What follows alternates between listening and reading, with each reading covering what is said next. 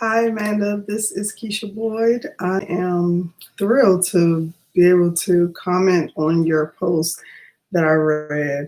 Um, it gives me pleasure to know that you're helping those incarcerated youth in your area, and I really enjoyed reading your comments and your thoughts about how you are reaching them and the trauma-focused cognitive behavior therapy. Um, Theory that you had spoke about, and just a few things that I wanted to comment on were that you said because of CBT, you've since grasped a better understanding of just how trauma can have a major effect on adolescents, and that is very true. I know adolescents who have experienced such trauma or experienced gang violence and shooting and loss of parents and things of that nature, like they don't really have the cognitive skills to um, to go through life. They don't really have the tools to know how to deal with that. So a lot of times they get into trouble. They use their energies in a negative instead of a positive because they haven't been shown the tools on how to live in a productive environment because they've had experience of so much trauma. Um,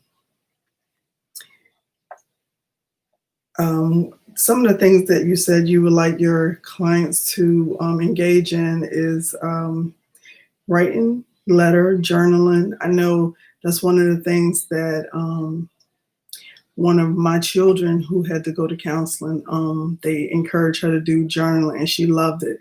So that is definitely a great tool for anyone, but especially youth to get there, because sometimes they don't really know how to articulate or they don't even try unless they're pushed. So for them to be able to put pen and paper and put their thoughts onto it, it almost gives them a bit of reality to help them kind of see what's on the inside of them that they may not even realize how deep it is or how traumatic it has been for them until they start having to think about it and writing it down. Role playing, relaxation techniques, definitely. A lot of the young kids, their relaxation technique is smoking weed, and that is definitely not the answer because that's really not relaxing you and you still end up with you have the same problems when you come off that high. So those are very good techniques. And because of this theory, it definitely focuses on the present and not the past. Because the past is not, there's nothing we can do about the past. There's nothing we can do to change it. So it's definitely helpful for them to figure out, okay, now this has happened to me in my life.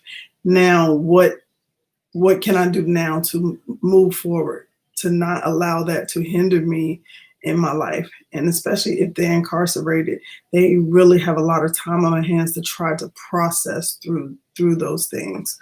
My favorite thing that you said was centered around the idea that one's emotions and thoughts are responsible for how they feel. So if you can change their thoughts, then they can overcome their trauma. I absolutely love that statement. So yeah, if they can just change how, not so much what they think, but those thoughts, how they actually think about what happened, their thoughts on it, how they view it, will help them overcome the trauma, the experiences that they've had.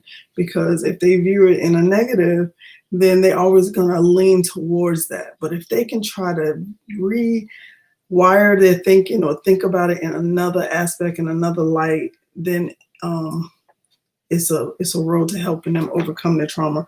So I'm really glad that you allowed me to comment on this post. I want to say you did an excellent job, and just want to say thank you.